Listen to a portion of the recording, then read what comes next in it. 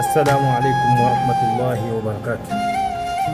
Ndugu zangu katika imani, kuna jambo limetokea hivi karibuni. Kuna mzee alipatikana na mtoto na msichana wa miaka 14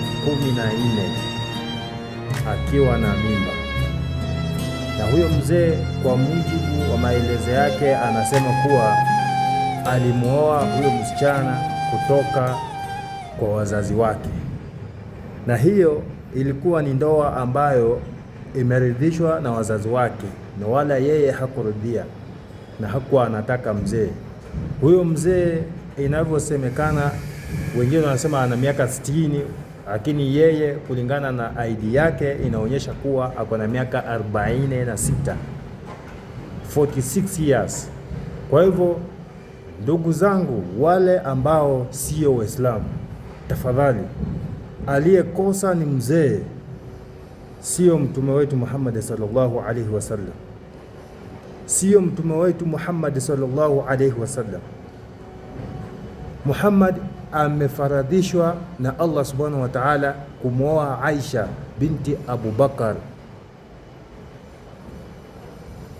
Muhammad amefaradhishwa kumwoa Aisha binti Abu Bakar, na hizo nyakati Aisha alikuwa ni mtu mzima.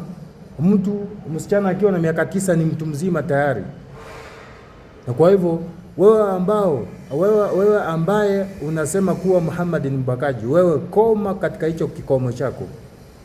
Koma kama ulivyokoma kunyonya ziwa la mama yako. Tafadhali tuheshimiane katika dini. Kama ni huyo mzee mlimuona amekosa, na kama hamekosa, basi mpeni sheria, mufate sheria ambayo inatakana. Msianze kuingilia Uislamu na kutukana manabii. Unafikiria ni Nabii Muhammad sallallahu alaihi wasallam peke yake ndiye alioa mtoto mdogo? Kuna manabii wengine ambao nyinyi ambao hamtaki kuwafuatilia, mnafuatilia Muhammad peke yake kwa ajili ya kukejeli Uislamu. Ndugu zangu, wale ambao ni Wakristo, tuheshimiane. Nyinyi kama hamna hoja ya kuongea kitu fulani, achaneni nayo.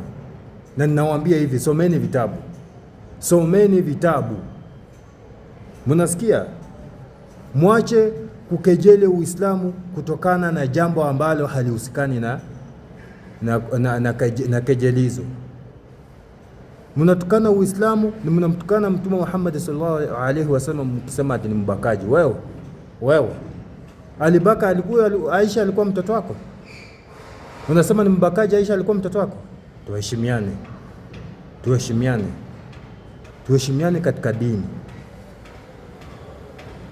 Tafadhali viongozi wa dini ya Kiislamu, angalieni hili swala ili liwe sawa.